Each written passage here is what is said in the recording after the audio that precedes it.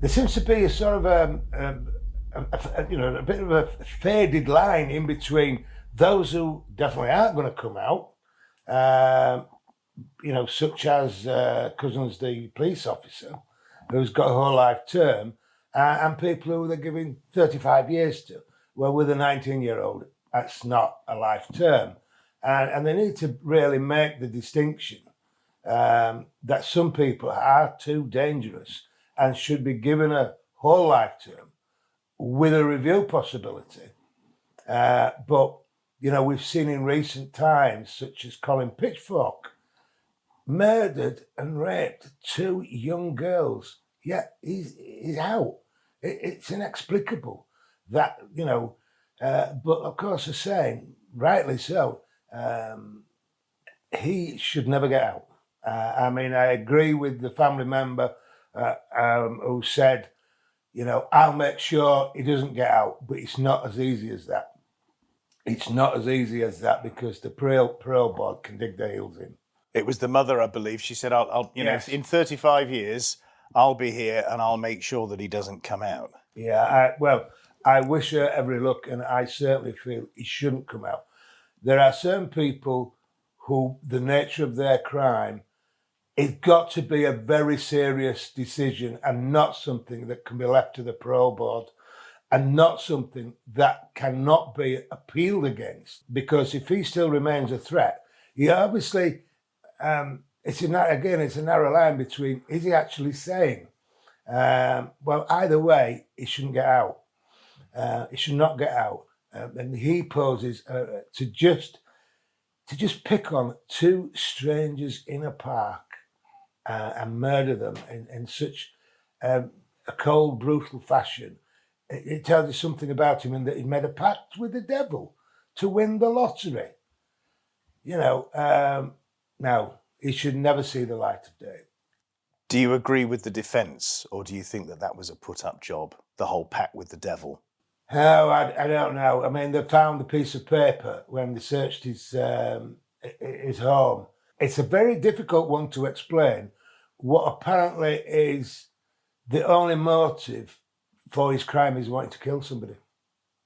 He didn't know them.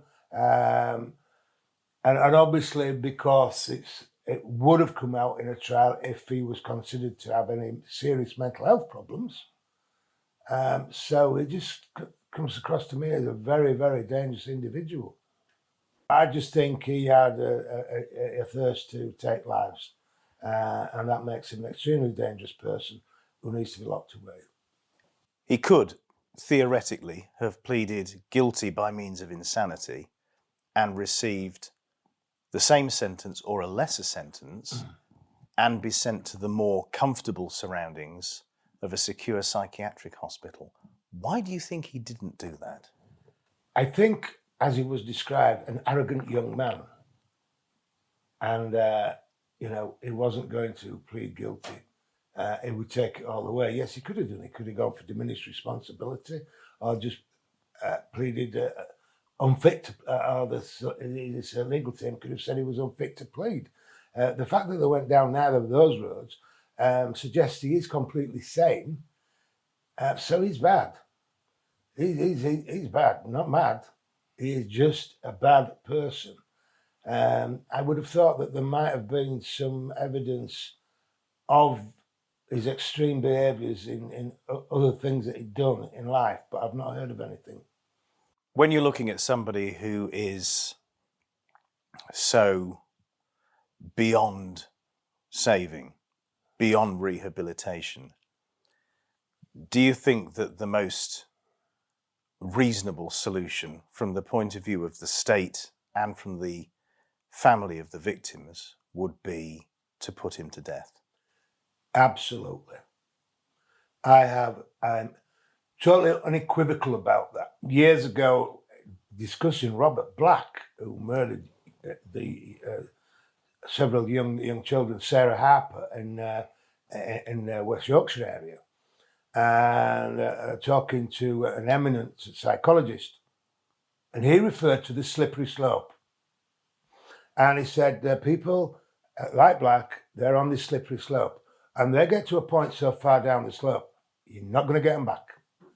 You cannot treat them, you cannot recover them to a normal person. And the only thing that you can do for society and for them is to execute them. And I totally believe that. I believe that the death penalty should exist, not for domestic murders, but where there is such murders of children, murders where there is been a demonstration, either a terrorist aspect to it, or such as in this case, where it's just it was a slaying of two young women, and there's no more than say for that. And there is no reason that can explain what he did. He cannot have any useful place in society if he's acting like that. Yeah, I think a lot of people are starting to think when they see terrorists being released from prison after serving a sentence, and I have no faith in the probation service and these people who say, we've de-radicalised him in prison. We've seen it time and time again. It does not happen. And the risk to the public is too high to let them out. And for me, that overrides any human rights they have. Would you put Wayne-Couzens to death? Yes. Yes, Wayne-Couzens, the brutality of what he did, it's so awful. That woman's last moments, when I think deeply into these crimes and the level of terror that she must have gone through in those final moments of life is so painful that the person inflicting it is not human. I only got a job in the Metropolitan Police in the firearms unit. I do not know, but because I was a firearms officer, and we used to do these psychological profile tests. Well, obviously didn't work on him, but we all seem normal on the outside. We'll go back to what they say. Can you look at a baby and tell if that baby is going to grow up to be a murderer? Because it isn't what the person looks like. The evil is behind the eyes.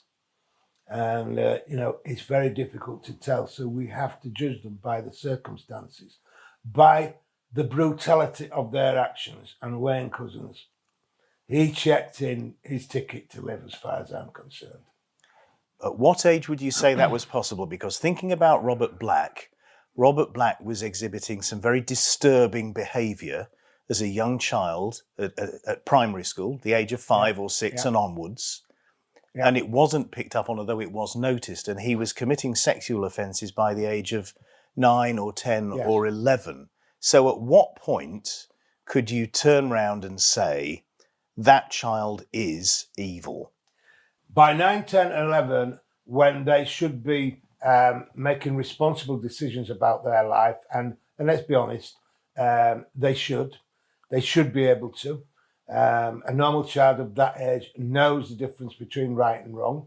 May not be in the legal sense, but in the moral sense, they know what's right and wrong. And if they are displaying behaviours like that, they need to be on a register. They need to be monitored. The idea that people can, just go to prison, I've served my time. It isn't just about serving their time. It's also got to be linked to what form of threat do they pose to the community. I studied a number of cases in America about on serial killers, because obviously they have a bigger pool in America. And you will find behaviours exhibited like sexual assault, cruelty to animals, extreme cruelty to animals. These are all pointers to the nature of the character. And this is what we've got to look for within that person, within their life. And like Robert Black, he's starting to exhibit these pointers that are suggesting that he's not going in the right direction. And that's when it wants acting upon. The problem is, as we've seen many times before, there is some professionals just go, oh yeah, Yeah, is cured. And I thought the most ridiculous statement I ever heard was the person who talked about Peter Sutcliffe, the Yorkshire Ripper, who said, "Ah, no, he's fit to be released into the community as long as he takes his tablets," which seemed a bit of confusion in terms for me. So he's not actually cured because he actually needs to take tablets to keep him from presumably murdering people. And we've become a very liberal society. And with that liberalism and saying, everybody's got rights and that, we actually are denying the rights of ordinary people to live a safe life and not be out in the park enjoying the time with your sister and suddenly, be murdered by some maniac. If you're going to execute these people, doesn't that deny society the opportunity to learn about them so that we can develop the kind of knowledge that we now have about people like Robert Black and the pattern of offending that he was exhibiting, escalating in the 1950s as a child? Well, we don't need him alive to be able to look back at his past and learn from his past. And also, of course, the fact that if he's dead, they may be able to examine his brain and may be able to find more, some clinical reason why he is or was the way he was. But they can scan the brain while somebody's alive now, and they can perform that sort of diagnosis without having to kill somebody. Yes, but we're not terminating lives because we need to examine the brain in that sense. It is the ultimate punishment. I mean, I know people, and I've had this argument with colleagues in Northern Ireland who said, they don't want the death penalty because if you had the death penalty, nobody would admit anything. You can see the point there, but you can't not have the death penalty and then let people out if we're not 100% certain that they are safe to be released. Think about criminals in the United States like Edmund Brudos, the co-ed killer. Multiple murderer, performed horrific acts, including with his own mother's dead body. But even so, the FBI managed to learn from him about the kind of behaviour that he was committing. And they also learnt about the types of triggers and the environment that turned Ed Brudos into a psycho killer. It's weighing up the pros and cons. Do we use this person as say, right, we're not going to execute you because we're going to actually turn you into a lab rat to find out. And there are positive things on that side. Yes, like, as you say, the triggers, that's okay as long as he's never going to be let out. And that should not be the norm. It should be the exception where, such as the FBI identify that person as something that could assist them in their research into serial killers. So yeah, I will go along with that, but not a strong reason not to generally have the death penalty for me. I worry there's too many people who are being released who've committed horrific crimes, but suddenly, the law is the law, they can now be released. And they go on to commit further crimes. And it's happened so many times. And to commit really serious crimes.